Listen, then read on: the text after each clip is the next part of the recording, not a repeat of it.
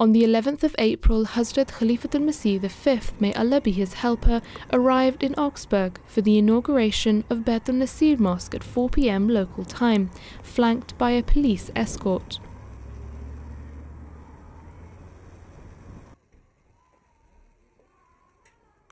Upon arrival, beloved Huzur, may Allah be his helper, revealed a special plaque, led the local members in silent prayer,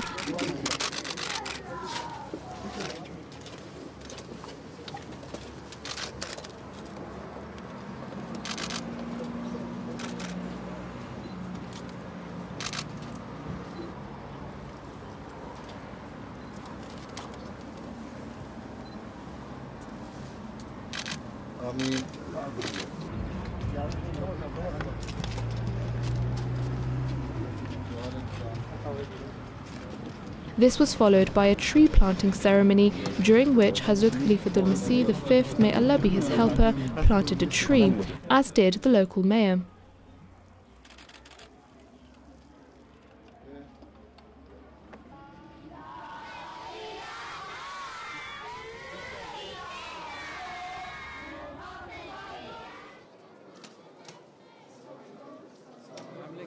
That evening, Hazrat Khalifatul Masih V, may Allah be his helper, attended a special reception organized at the City Hall.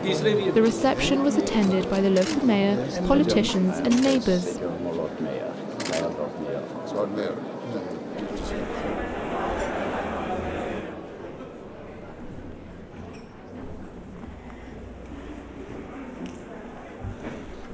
Assalamu alaikum. Please be seated.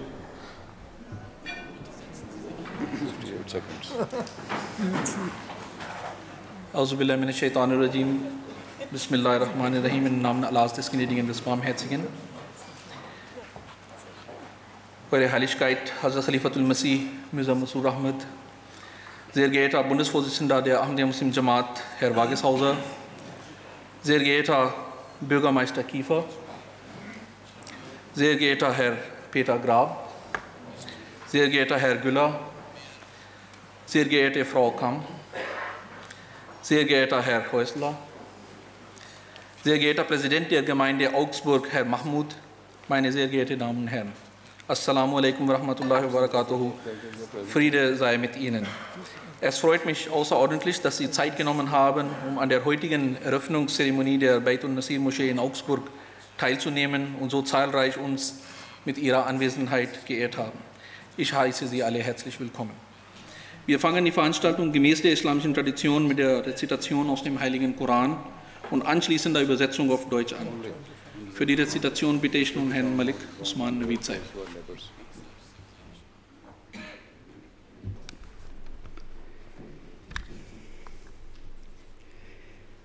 أعوذ بالله من الشيطان الرجيم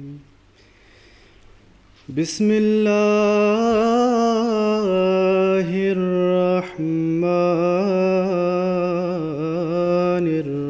الرحيم ليس البر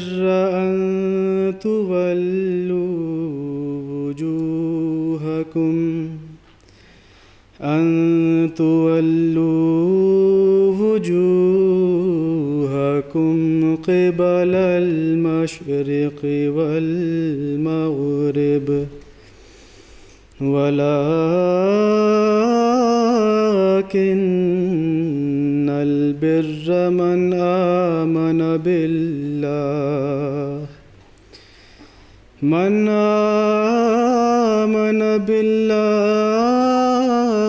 واليوم الآخر والملائكة والكتاب والنبيين وآتى المال على حبه ذوي القربى واليتامى واليتامى والمساكين وابن السبيل والسائلين وفي الرقاب وأقام الصلاة وآتى الزكاة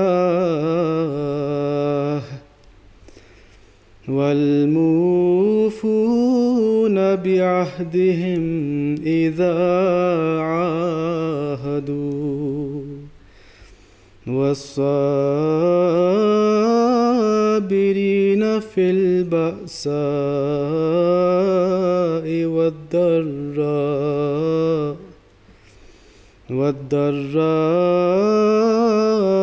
وحين البأس أولئك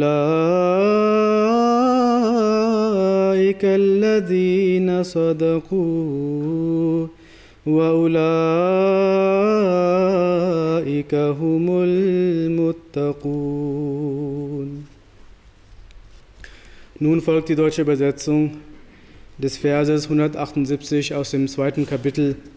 Im Namen Allahs, des Gnädigen, des Barmherzigen.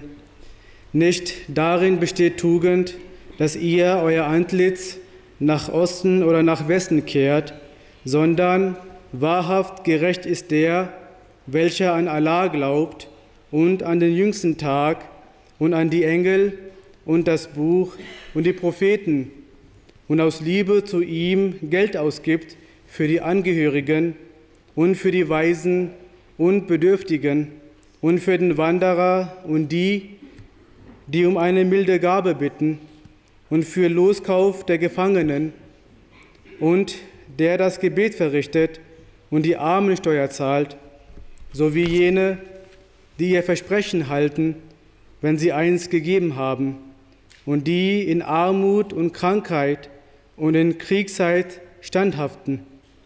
Sie sind es, die sich als redlich bewährt haben, und sie sind die Gottes Ehrfürchtigen.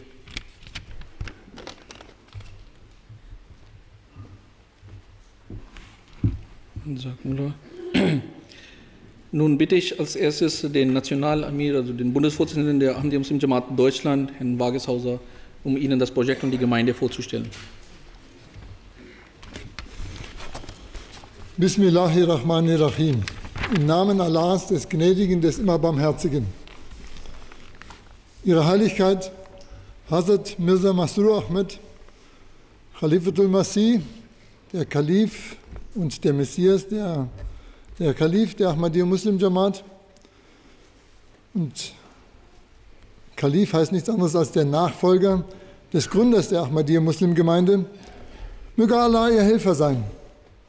Sehr geehrter Herr Bürgermeister, sehr geehrte Honorationen, liebe Freundinnen und liebe Freunde der Ahmadiyya Muslim Jamaat, sehr geehrte Gäste.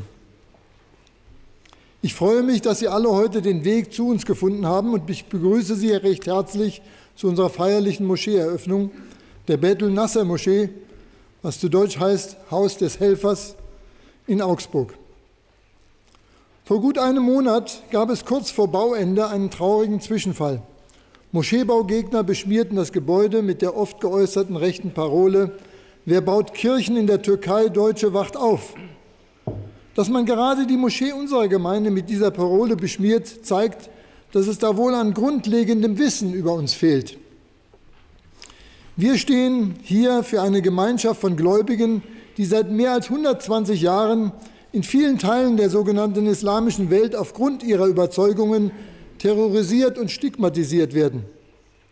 Wir wissen ganz genau, wie es ist, wenn Staaten oder mächtige Vereinigungen das Recht auf Religionsfreiheit, auf freie Entfaltung und Selbstverwirklichung beschneiden.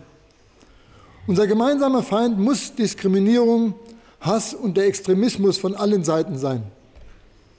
Im Heiligen Koran heißt es im Kapitel 41, Vers 35, Gut und Böse sind nicht gleich. Wehre das Böse mit dem ab, was das Beste ist. Und siehe, wenn Freundschaft und wenn Feindschaft zwischen dir und einem anderen war, so wird der wie ein warmherziger Freund werden. Da das international über unseren Sender auch in die Welt hinausgestrahlt wird, sage ich immer auch ganz gerne etwas über den Ort, wo diese Moschee gebaut wird. Das wäre über Augsburg. Augsburg liegt im Herzen Süddeutschlands. Augsburg ist die zweitälteste Stadt Bayerns. Nein, die älteste Bayerns und die zweitälteste Deutschlands. Nach neueren Erkenntnissen erfolgte die Gründung 15 vor Christus. Heute leben in Augsburg 288.000 Einwohner. Wichtige Sehenswürdigkeiten sind neben dem Augsburger Zoo, dem Botanischen Garten, das Marionettentheater, die Augsburger Puppenkiste. Und ich habe gehört, auch heute sind 14 Mitglieder des Theaters hier, der Intendant und der Regisseur ebenfalls. Vielen Dank, dass Sie heute Ihren Weg hierher gefunden haben. Das Mozarthaus, das Brechthaus und zahlreiche weitere Gebäude aus der Renaissance und dem Barock. Und ich habe mir sagen lassen, dass auch etwas Besonderes in Augsburg ist, dass Augsburg als einzigste Stadt einen eigenen Feiertag hat. Und zwar den Hohen Friedensfesttag. Ich hoffe, dass den unsere Mitglieder sehr intensiv mit Ihnen zusammen feiern. Wir freuen uns sehr, dass wir in dieser geschichtsträchtigen Umgebung eine unserer Moscheen eröffnen dürfen. Und ich kann Ihnen versprechen, wenn Sie sie noch nicht besucht haben, sie ist eine unserer schönsten Moscheen. Die ersten Mitglieder der Ahmadiyya Muslim Jamaat kamen vor genau 40 Jahren nach Augsburg. Im September 1995 hat die Lokalgemeinde die Ehre gehabt, den dritten Kalifen der Ahmadiyya Muslim Jamaat, möge Allah Gefallen an ihm haben, in ihrer Stadt begrüßen zu dürfen. Seit einigen Jahren gehört es für die Lokalgemeinde zur festen Institution, sich hier in der Stadt sozial und interreligiös zu engagieren. Dazu zählen der Neujahrsputz, die Blutspendeaktionen, Benefizläufe, Baumpflanzungen, Obdachlosenspeisung und Informationsveranstaltungen in vielen verschiedenen Formen. Ich erinnere mich noch gut, als ich vor 8 Jahren, als wir angefangen haben, über diese Moschee konkreter zu sprechen, im Rathaus alle Fraktionen oder die meisten Fraktionen selber besuchen durfte, um dieses Projekt vorzustellen. Es gab Veranstaltungen mit den Vertretern von Vereinen. Und es gab ein Treffen mit den Nachbarn. Ich erinnere mich noch genau, Herr Özdemir hat damals noch daran teilgenommen, noch nicht in der jetzigen Funktion. Im Vorfeld des Moscheebauvorhabens gab es einige Auseinandersetzungen, doch im Verlaufe der Diskussionen konnte man sich mit der Stadt auch auf einen modernen und passenden Kompromiss zum Bau dieser Moschee einigen. Der Stuttgarter Architekt Mustafa Leitsch sah für den Bau eine Fassade vor, die verdeutlichen soll, dass die Augsburger Lokalgemeinde offen für alle ist, weshalb sie gewunden und nach außen geöffnet erscheint. Im September 2009 erhielten wir dann die endgültige Baugenehmigung für ihre Moschee in der Donauwörther Straße. Zum Ende möchte ich die Gelegenheit nutzen, um mich bei allen Mitgliedern, Spendern und Freunden und Unterstützern, auch den Teilnehmern heute zu bedanken, die unser soziales und interreligiöses Engagement erst möglich gemacht haben und uns auch beim Moscheebau helfend zur Seite gestanden haben. Ich sollte auch etwas sagen zu der Gemeinde, die sich aufopferungsvoll auch dazu bereit erklärt hat, zu helfen bei diesem Moscheebau. Deswegen konnte er mit nur 600.000 € abgeschlossen werden. Also ich habe mir sagen lassen, dass 20 Stunden Arbeit von Ahmadi-Mitgliedern eingeflossen sind. Und auch die Frauen haben 290 Mal in einem Jahr, weil ein Jahr hat der Bau gedauert, für mindestens 12 Personen gekocht. Also da kommt auch einiges zusammen. Und dann hat diese Moschee auch etwas ganz Besonderes. Sie hat eine Gebetsanzeige, wo man außen erkennen kann, wann das Gebet stattfindet. Das sieht aus wie bei einer Tankstelle. Und wir haben gesagt, das ist eine spirituelle Tankstelle, wo man sich spirituell auftanken kann. Noch zum Gebäude selbst. Das Grundstück hat eine Größe von 1055 Quadratmetern. Baubeginn war der 22.03. Das Minarett, nennen wir es lieber der kleine Turm, ist 6,50 Meter groß. Der Dom hat einen Durchmesser von 6 Metern und die Nutzfläche hat 225 Quadratmetern. Also es hält sich alles im Rahmen. Das sollte von meiner Seite genügen. Vielen Dank.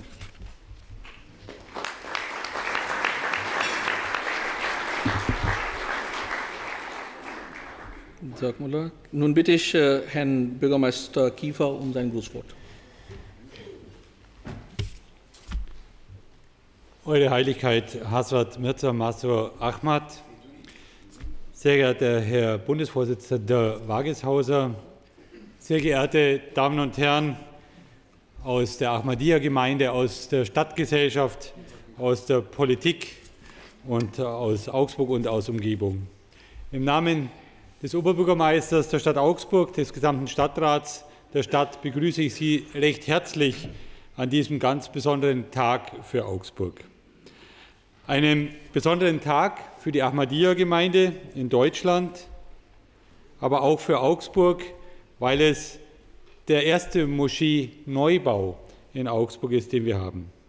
Die große Bedeutung, die die Eröffnung der Moschee in den Reihen der Ahmadiyya-Muslimgemeinschaft genießt, erkennt man aber auch daran, dass seine Heiligkeit selbst, Hazrat Mirza Masroor Ahmad, als weltweites Oberhaupt der Ahmadiyya-Gemeinde anwesend ist. Seine Heiligkeit ist weltweiter Botschafter seines Glaubens, aber auch ein Botschafter des Friedens. Erst vor wenigen Tagen wieder hat er in deutlichen und beeindruckenden Worten den Terroranschlag in London als Affront gegen den Islam verurteilt.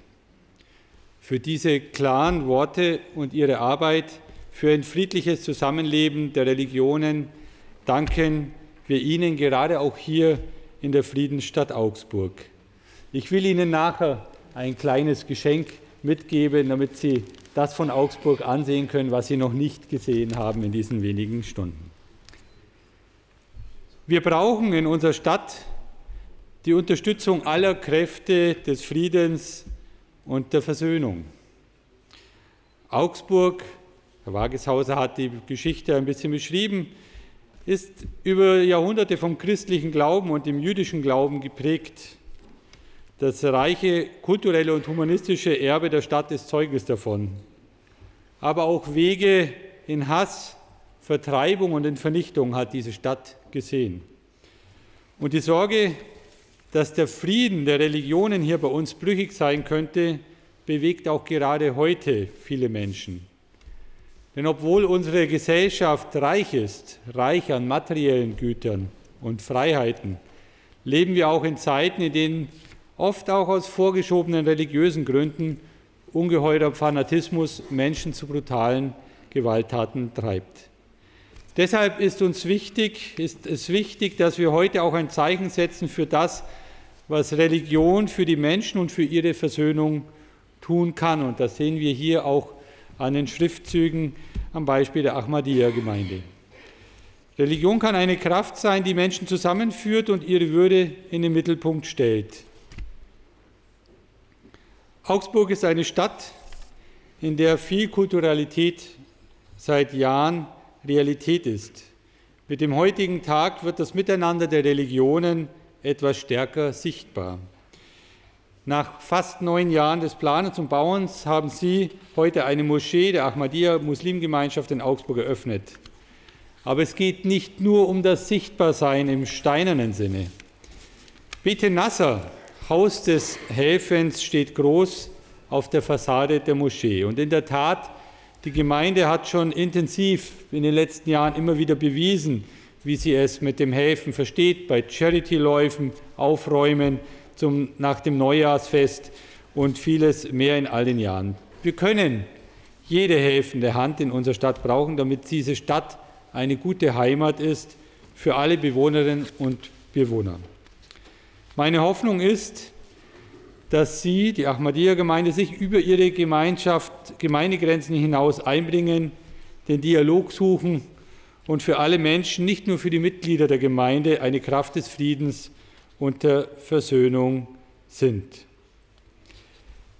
Eure Heiligkeit, sehr geehrte Festgäste, sehr geehrte Damen und Herren der Ahmadiyya-Gemeinde, wer ein Haus baut und, wie Sie es heute auch symbolisch mit mir getan haben, einen Baum pflanzt, egal ob es ein Pfirsichbaum oder ein Apfelbaum ist, der will hier bleiben. Wer hier bleibt, der will im Guten mit den Nachbarn leben. Der will in der Gemeinschaft ankommen. Sie sind heute sichtbar angekommen. Wir freuen uns auf die Gemeinschaft mit der Ahmadiyya.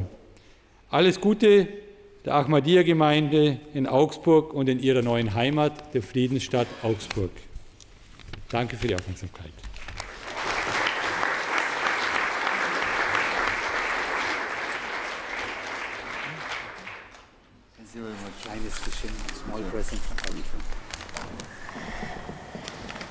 Vielen Dank. Nun bitte ich Frau Kamm um Ihr Grußwort.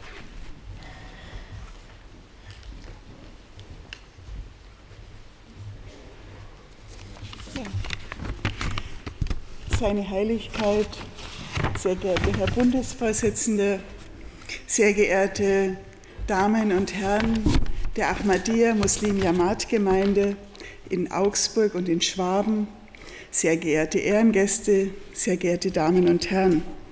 Heute ist ein guter Tag für Augsburg und wir freuen uns sehr, die wir alle jetzt dort waren und die fertiggestellte Moschee besichtigen konnten, wie schön sie geworden ist und was für eine Bereicherung diese Moschee mit dem wunderbaren Spruch Friede für alle, Hass für keinen für unsere Stadt bietet und darstellt. Wir können uns noch gut erinnern aus meiner damaligen Stadtratszeit oder Herr Paul Wengert, damals Oberbürgermeister dieser Stadt, wie die Auseinandersetzungen waren vor dem Bau dieser Moschee und wie der Platz vorher ausgesehen hat. Und man kann sich gar nicht mehr an die Zeit zurückerinnern. Sie ist jetzt da und nicht mehr wegzudenken aus unserer Stadt. Herzlichen Dank für Ihre Initiative, für Ihre Kraft, für Ihr Engagement und herzlichen Dank für die Botschaft, die Sie hier mitbringen, eine Botschaft für Frieden, für Toleranz, für Verständigung zwischen den Religionen, für Gleichberechtigung, für Menschenrechte, für Meinungs- und Religionsfreiheit und für Ihre Botschaft gegen Gewalt im Namen der Religionen. Herzlichen Dank für diesen Impuls. Er unterstützt die Bemühungen unserer Stadt, die die Tradition im Sinne des Religionsfriedens hat, die jetzt sich auch als Stadt der Botschaft, der Aufgabe, der interkulturellen Verständigung und als Ort des Dialogs zwischen den Religionen versteht.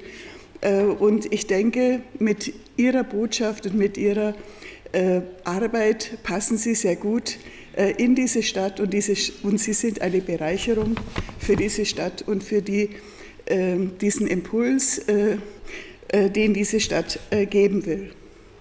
Wenn ich sage, Stadt der Religionsfreiheit, Stadt der interkulturellen Verständigung, dann bedeutet es ja nicht, dass uns immer alles sofort gelingt, dass alles so funktioniert, aber wir sind auf dem Weg, wir haben ein klares Ziel und wir hoffen, dieses Ziel nicht nur in unserer Stadt zu erleben und Konflikte gut und friedlich im guten Miteinander zu lösen, sondern wir hoffen natürlich auch in dieser Welt, die wir ja derzeit haben, auch ein gutes Beispiel zu geben, gute Impulse zu senden gegen Krieg, gegen Gewalt und gegen Unterdrückung. In diesem Sinne ist es natürlich auch passend, das Zitat, das Sie vorher aus dem Koran dargelegt haben. Wichtig ist es letztendlich, für Mitmenschen einzustehen, für Menschen, die Not haben, die der Unterstützung bedürfen. Ich hoffe, wir können es weiter miteinander tun, in dem Sinne, dass wir weiterhin Flüchtlingen helfen, dass wir weiterhin dazu beitragen, gegen Krieg und gegen Not in dieser Welt aufzustehen und Menschen, die bedroht sind von Gewalt und Krieg, zu unterstützen. In diesem Sinne bedanke ich mich sehr für die Moschee, die Sie hier heute eröffnet haben und für Ihre Arbeit in dieser Stadt Augsburg.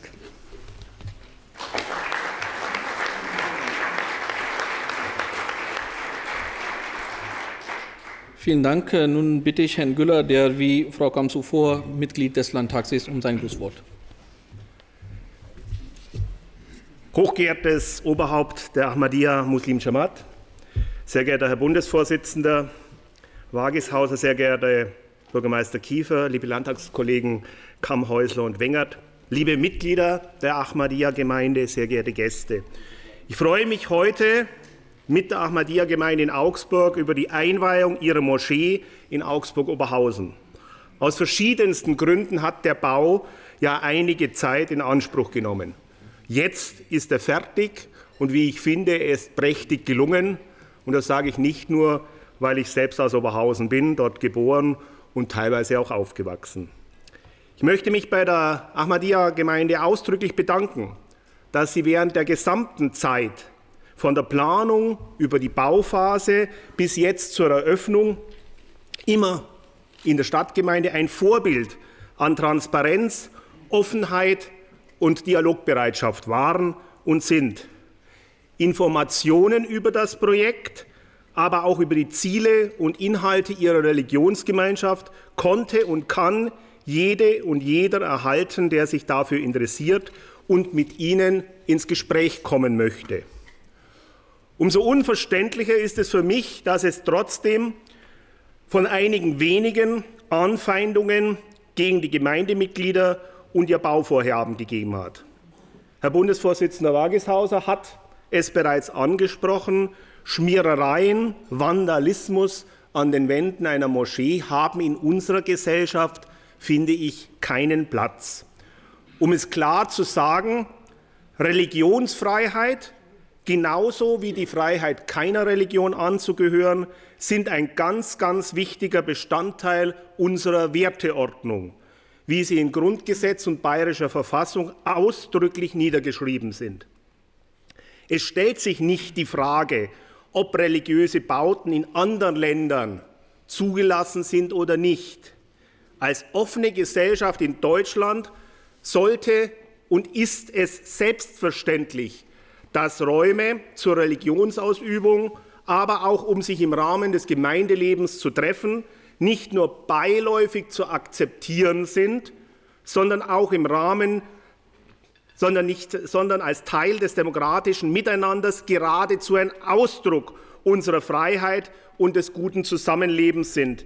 Deshalb hatten und haben sie auch viele Mitbürger und auch politische Entscheidungsträger auf ihrer Seite, als sie ihr Projekt des Baus einer Moschee hier in Augsburg umgesetzt haben. Dies ist genauso selbstverständlich, wie wir von allen erwarten, die in Deutschland leben, ob nun längere Zeit oder nur auf einen kurzen Besuch, dass sie unsere Grundwerte akzeptieren und respektieren. Ob das Recht auf Bildung, unabhängig von Herkunft und finanziellen Verhältnissen, ob das Thema Gleichstellung von Mann und Frau, ob den Rechtsstaat mit seinen unabhängigen Instanzen der Rechtsprechung, genauso wie unsere demokratisch gewählten und legitimierten Parlamente und Regierungen. Und ich freue mich ganz besonders, dass die Ahmadiyya-Gemeinde in Deutschland sich an vielen Stellen einbringt. Sie waren Vorreiter beim Erlangen des Status einer anerkannten Körperschaft des öffentlichen Rechts. Und Sie haben sich bei der Erlangung dieses Statuses klar zu unserem Wertekanon bekannt. Sie sind aktives Mitglied der Deutschen Islamkonferenz und betonen immer wieder die rein religiöse Organisation ihrer Gemeinden. Gerade in Zeiten, in denen fundamentalistische Auslegungen nicht nur, aber auch des Islams als Vorwand für Terror, Gewalt und Extremismus herhalten müssen, setzen Sie mit Ihrem Motto Liebe für alle, Hass für keinen ein Zeichen für einen friedlichen Islam. Sie setzen auf das Miteinander und lehnen Gewalt ab.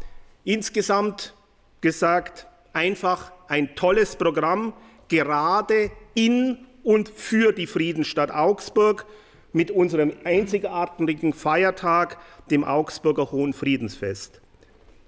Ich wünsche der Ahmadiyya-Gemeinde alles Gute in und mit ihrem neu errichteten Moscheebau und uns allen für die Zukunft eine friedvollere Zeit, als wir sie im Moment leider erleben müssen. Vielen Dank.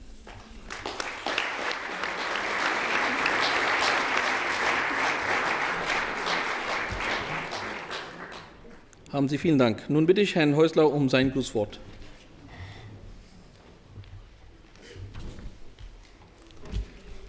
Seine Heiligkeit Kalif Hadrat Mirza Masroor Ahmad, Herr Bundesvorsitzender Abdullah Ubi Wagishauser, Herr Vorsitzender der örtlichen Ahmadiyya-Gemeinde Said Mahmoud, sehr geehrte Mitglieder der Gemeinde, sehr geehrte Ehrengäste. Ich glaube, an einem solchen Festtag wie heute sind alle unter uns Ehrengäste.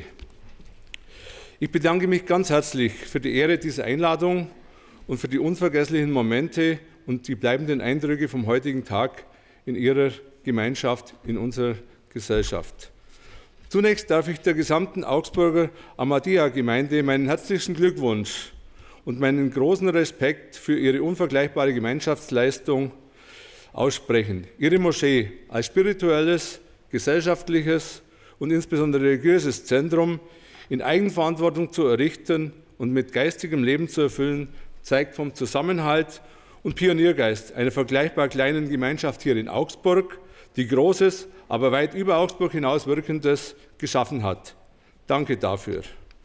Für unsere ganze Region, in meinen Augen für ganz Bayern, gereicht Ihr Besuch seiner Heiligkeit zur besonderen Ehre.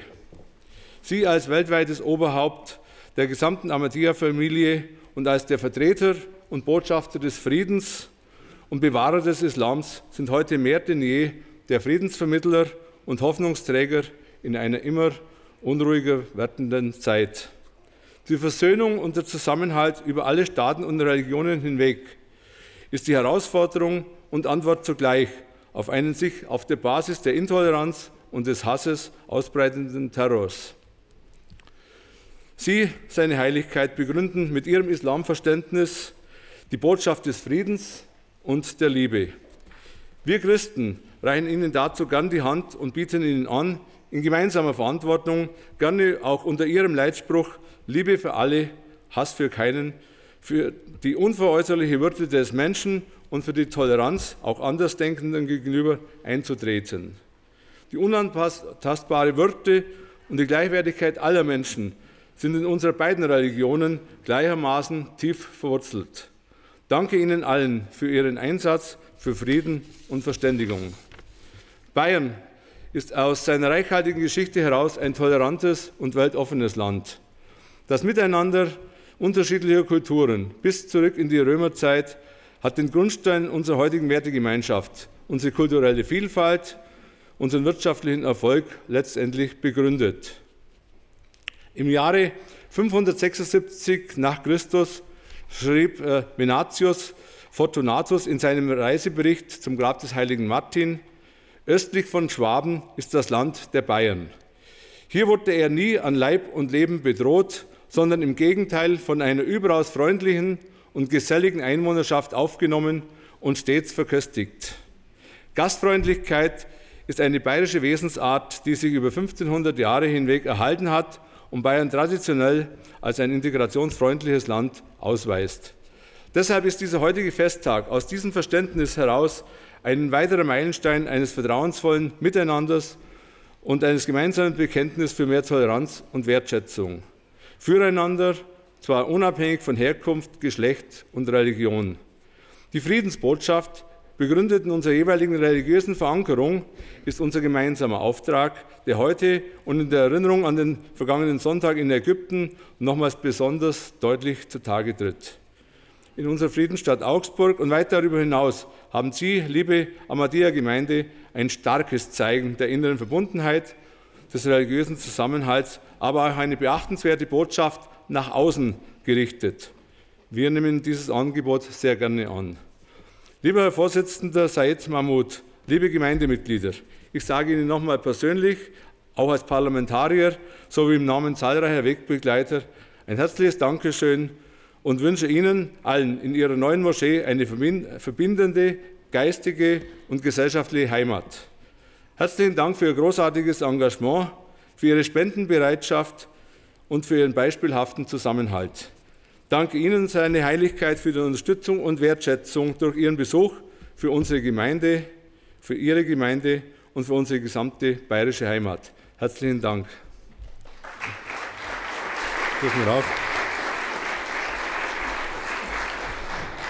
Ich darf an die Gemeinde und stellvertretend an Sie, Herr Said Mahmoud, ein kleines Gastgeschenk überreichen.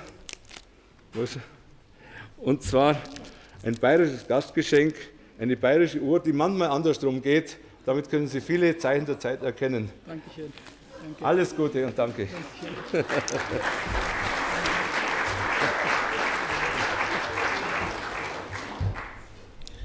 Vielen Dank. Sehr geehrte Damen und Herren, die Ahmadiyya Muslim Jamaat wird von den Nachfolgern des Gründers, den Kalifen, geführt. Das Khilafat in der Ahmadiyya Muslim Jamaat ist ein rein spirituelles. Es hat keinerlei weltliche oder politische Machtansprüche. Der Khalif ist eine von Gott auserwählte und geleitete Person, dessen Aufgabe darin besteht, den Menschen die Wege zu Gott zu zeigen, damit sie Frieden schließen mögen mit Gott und mit ihren Mitmenschen. Wir haben heute das Glück und die Segnung, dass Hazrat Mirza Masroor Ahmad, der 5. Khalifa, unter uns weilt. Seine Heiligkeit hat in einer Reihe von Reden zu den Parlamentariern, zum Beispiel in London, Washington und Brüssel, zur Gerechtigkeit aufgerufen. Nun bitte ich seine Heiligkeit, uns mit seinen Worten zu segnen.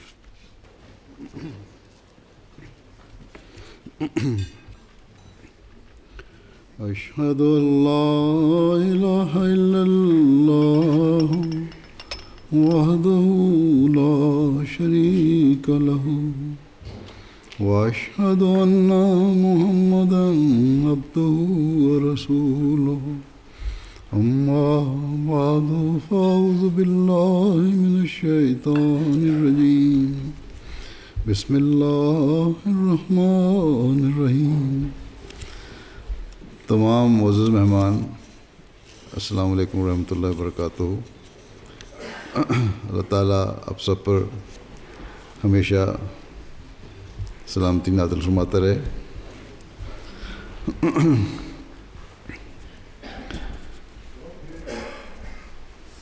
جیسا کہ ایک معزز مقرر نے بھی ذکر کیا، جو تلاوت کی گئی تھی اس میں ہمیں یہی حکم دیا گیا ہے کہ نمازوں کے ساتھ ساتھ تمہیں نیک کام کرنے چاہیے، اور اصل نیکی یہی ہے کہ خدمت خلق کے کام بھی کرو، غریبوں کا خیال رکھو، یتیموں کا خیال رکھو، اور اس قسم کے دوسرے سب کام کرو. بس جب ایک مسجد ہم تعمیر کرتے ہیں تو اس امید پر اور اس توقع پر اور اس سوچ کے ساتھ کہ ہم نے اس تعلیم پر عمل کرنا ہے. جہاں ہم نے مسجد کو عبادت کے لیے آباد کرنا ہے، وہاں ہم نے خدمت خلق کے کام بھی کرنے ہیں. بس یہ ایک بنیادی چیز ہے جسے ایک احمدی مسلمان ہر وقت اپنے سامنے رکھتا ہے، اور یہی وجہ ہے کہ دنیا کے غریب ممالک میں ہم خدمت خلق کے بہت سے کام کر رہے ہیں. جہاں ہماری مساجد بن رہی ہیں، وہاں ہمارے اسکول بھی بن رہے ہیں، ہمارے ہسپتال بھی بن رہے ہیں، بلکہ ایسے غریب ملک اور ان کے ریموٹ ایریاز میں جہاں بجلی اور پانی نہیں ہے، وہاں ماڈل ویلیج بنا کے ہم بجلی اور پانی ان علاقوں کو مہیا کر رہے ہیں جن کو پہلے تصور بھی نہیں تھا. میں ہمیشہ مثال دیا کرتا ہوں، ان ترقی یافتہ ملکوں میں ہمیں پانی کی قدر نہیں، باوجود اس کے کہ ہوٹلوں میں بھی اور باقی جگہوں پہ لکھا جاتا ہے کہ پانی کی بچت کرو، پانی کا کم استعمال کرو، پانی کا صحیح استعمال کرو.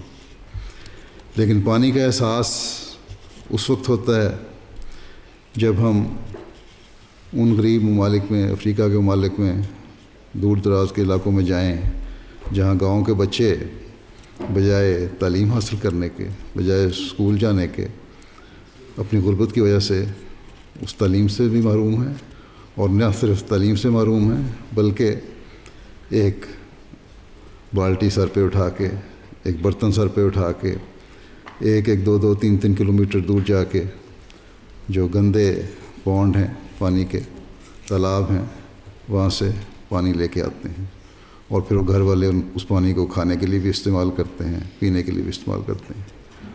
ان جگہوں پر جب آپ صاف پینے کا پانی مہیا کریں، ہینڈ پمپ لگائیں یا واٹر پمپ لگائیں، اس وقت جو ان لوگوں کی حالت ہوتی ہے وہ دیکھنے والی ہوتی ہے. ان کی خوشی کی وہ انتہا نہیں رہتی. یہاں مغرب میں، یورپ میں، ہندوستان میں بھی ہے، لاٹری نکلتی ہے لوگوں کی. کسی کی کئی ملین ڈالرز کی یا پاؤنڈ کی یا یورو کی لاٹری نکلے تو وہ بڑا خوش ہوتا ہے اور چھلانگیں لگا رہا ہوتا ہے. لیکن اگر آپ اس احساس کو محسوس کریں جو ان غریب بچوں کو وہاں صاف پانی ان کے گھر کے دروازے کے سامنے مہیا ہونے پہ ملتی ہے، تو لگتا ہے کہ ان کی کئی ملین یورو کی لاٹری نکل آئی ہے.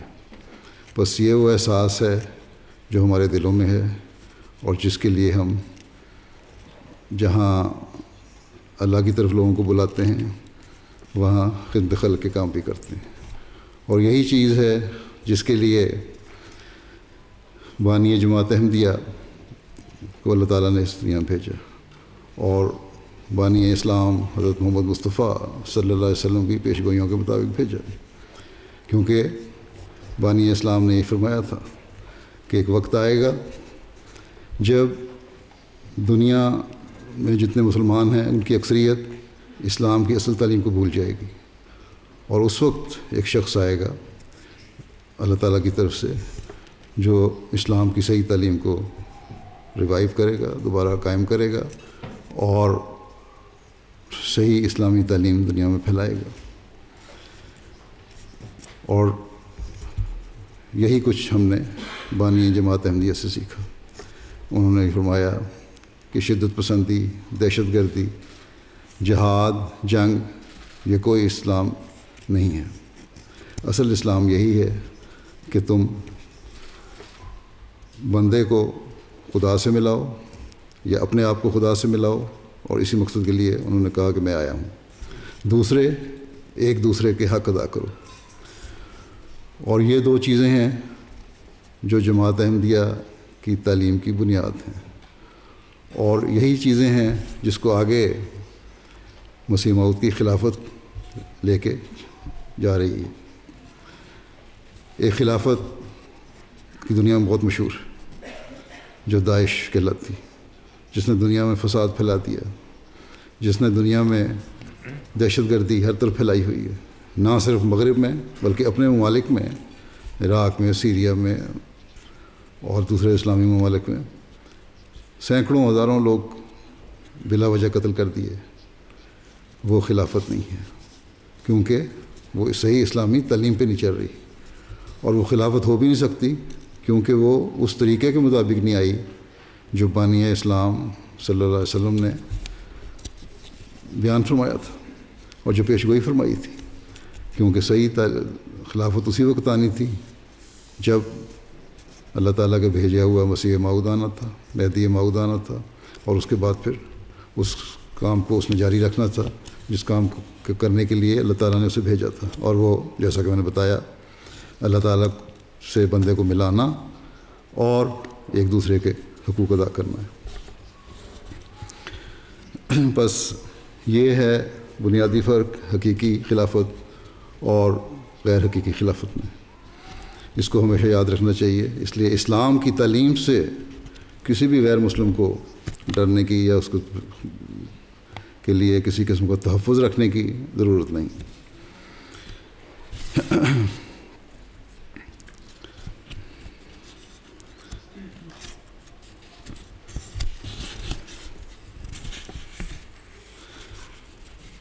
جہاں میئر صاحب نے ذکر کیا اس علاقے کے کہ ہم نے ایک درخت لگایا مسجد میں، جہاں درخت ظاہری طور پر خوبصورتی اور حسن کے لیے لگائے جاتے ہیں پودے، جہاں پھلدار درخت پھل حاصل کرنے کے لیے لگائے جاتے ہیں، جہاں درخت اور سبزہ ماحول کو صاف کرنے کے لیے لگایا جاتا ہے.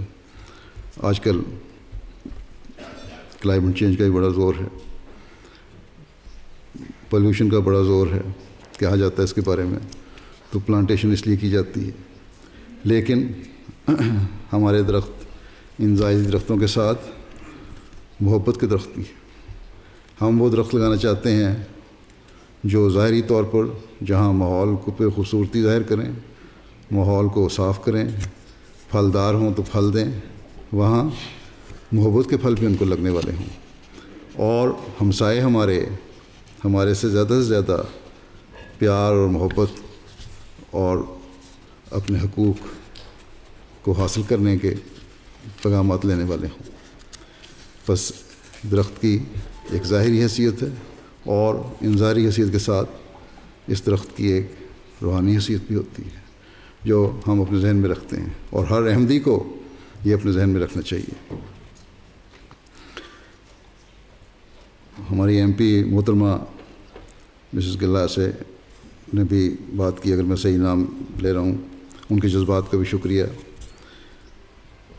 انہوں نے کہا کہ افہام و تفہیم سے یہاں لوگ رہتے ہیں، جماعت احمدیہ بھی رہتی ہے، اور ان شاء اللہ تعالیٰ اس مسجد کے بننے کے بعد یہ افہام و تفہیم کے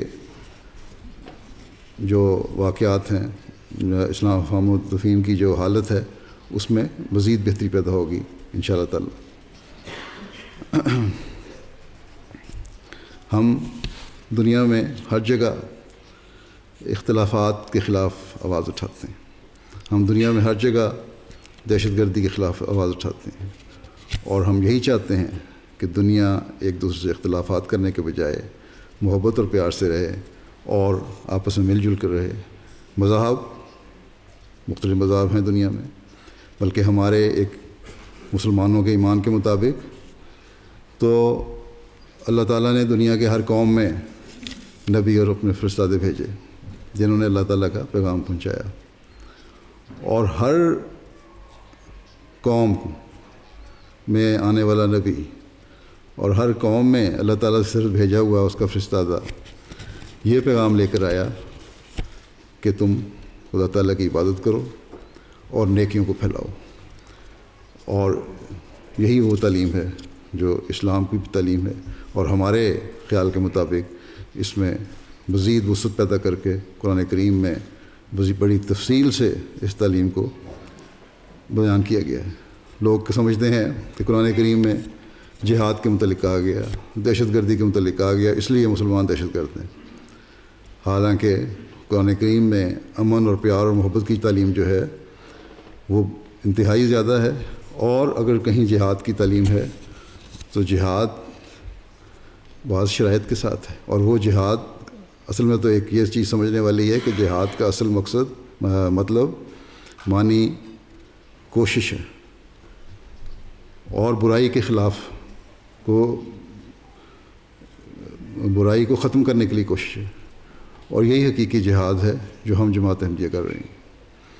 ایک زمانہ تھا جب مسلمانوں پر حملے کیے جاتے تھے. ہم اس بات پہ یقین رکھتے ہیں کہ حضرت صلی اللہ علیہ وسلم کے زمانے میں آپ نے کسی پر زیادتی نہیں کی، بلکہ آپ پر جب ظلم و زیادتی کی گئی تو تب آپ کو اللہ تعالیٰ کی طرف سے اس کو ریٹیلیٹ کرنے کا، اس کو جواب دینے کا حکم ملا، اجازت ملی. اور وہ بھی اس شرط کے ساتھ قرآن کریم میں یہ بھی لکھا ہوا ہے کہ جو ظالم لوگ ہیں یہ مذہب کو ختم کرنا چاہتے ہیں، اور صرف اسلام کو نہیں. اور اگر تم نے ان کے ہاتھ نہ روکے، قرآن کریم میں بڑا واضح لکھا ہوا ہے کہ اگر ان کے ہاتھ نہ روکے تو پھر نہ کوئی چرچ باقی رہے گا، نہ کوئی سیناگوگ باقی رہے گا، نہ کوئی ٹیمپل باقی رہے گا، نہ کوئی مسجد باقی رہے گی جہاں اللہ تعالیٰ کا نام لیا جاتا ہے. تو اس تفصیل سے قرآن کریم میں بیان ہوا ہے. بس یہ ہو ہی نہیں سکتا کہ ایک حقیقی مسلمان مسجد میں جانے والا کبھی کسی دوسرے مذہب کے خلاف کوئی حرکت کرنے والا ہو. ہاں جب حملے ہوئے تو اس وقت جواب دیے گئے اور جنگیں لڑی گئیں. اسی لیے ایک موقع پر حضرت صلی اللہ علیہ وسلم نے ایک جنگ سے واپس آتے ہوئے فرمایا کہ ہم چھوٹے جہاد سے جو ہم پر مجبوراً ٹھوسا گیا تھا، بڑے جہاد کی طرف آ رہے ہیں جہاں ہم پیار اور محبت کی تعلیم پھیلائیں اور قرآن کریم کی تعلیم پھیلائیں اور آپس میں پیار اور محبت سے رہیں. بس یہ ہے وہ حقیقی اسلام جس پر جماعت احمدیہ عمل کرتی ہے، اور یہ ہے وہ حقیقی اسلام جس کو ہر مسلمان کو اس زمانے میں ماننے کی ضرورت ہے. اور مسلمانوں کو بانی اسلام حضرت محمد مصطفیٰ صلی اللہ علیہ وسلم کا یہ پیغام بھی تھا کہ جب وہ شخص آئے گا جو اسلام کی صحیح تعلیم کو بیان کرے گا اور پھیلائے گا تم اس کو مان بھی لینا. بس جماعت احمدیہ کہ اگر یہ تعلیم ہے کہ محبت سب کے لیے نفرت کسی سے نہیں، تو یہ کوئی نئی تعلیم نہیں، بلکہ یہ وہ تعلیم ہے جو اسلام کی بنیادی تعلیم ہے اور جو قرآن کریم میں بیان ہے، اور جس کو مسلمان علماء اپنے ذاتی مقاصد اور مفادات حاصل کرنے کے لیے توڑ مروڑ کر پیش کرتے ہیں. اور مسلمانوں کو اتنی توفیق نہیں کہ خود دیکھیں کہ حقیقی تعلیم کیا ہے، اور یہ غلط لیڈرشپ ہے جس نے ان کو غلط رستوں پر ڈال دیا ہے. اور صحیح اسلام کی لیڈرشپ وہی ہے جو بانی اسلام کی پیشگوئی کے مطابق آئی، اور اب جماعت احمدیہ اس کو لے کر آگے چل رہی ہے. بس یہ ہے اسلام کی بنیادی تعلیم، یہ ہے مسجد کا مقصد.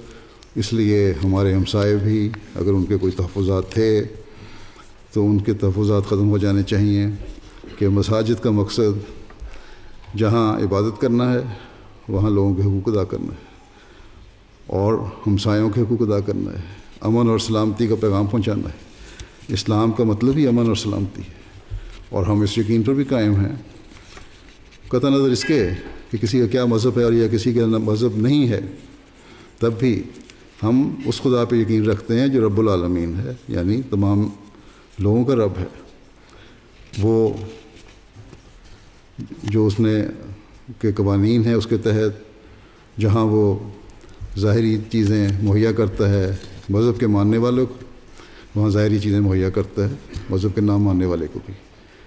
جو ہمارے ایمان کے مطابق انسان کا حساب مرنے کے بعد ہوگا، اس لیے ہمیں کوئی حق نہیں پہنچتا کہ اس دنیا میں کسی کے بارے میں فیصلہ کریں کہ کون کیسا ہے. ہاں، صحیح پیغام پہنچانا، پیار اور محبت کا پیغام پہنچانا، اللہ تعالیٰ کی طرف آنے کا پیغام پہنچانا، یہ ہمارا کام ہے جو ہم کرتے چلے جا رہے ہیں اور انشاءاللہ کرتے چلے جائیں گے. اور امید ہے مجھے کہ اس مسجد کے بننے کے بعد یہاں کے رہنے والے احمدی پہلے سے بڑھ کر اس کام کو کریں گے، پہلے سے بڑھ کر جہاں مسجد میں آ کر اپنی باتوں کا حق ادا کرنے والے ہوں گے، وہاں اپنے ہمسایوں کا، اپنے دوستوں کا، اپنے ساتھیوں کا بھی حق ادا کرنے والے ہوں گے. اور ہمیشہ پہلے سے بڑھ کر پیار اور محبت کے پیغامات اب سب کو ان کی طرف سے ملیں گے، اور میں امید کرتا ہوں کہ ویسے ہی کریں. اللہ کرے کہ ایسا کریں. شکریہ.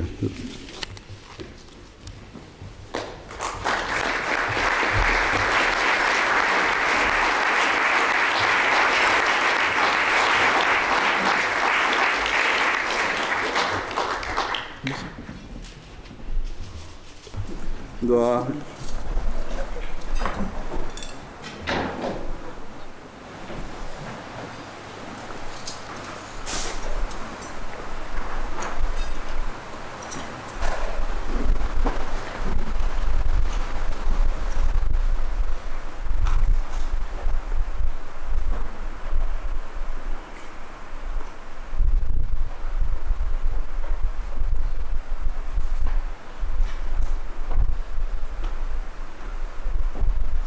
Amen.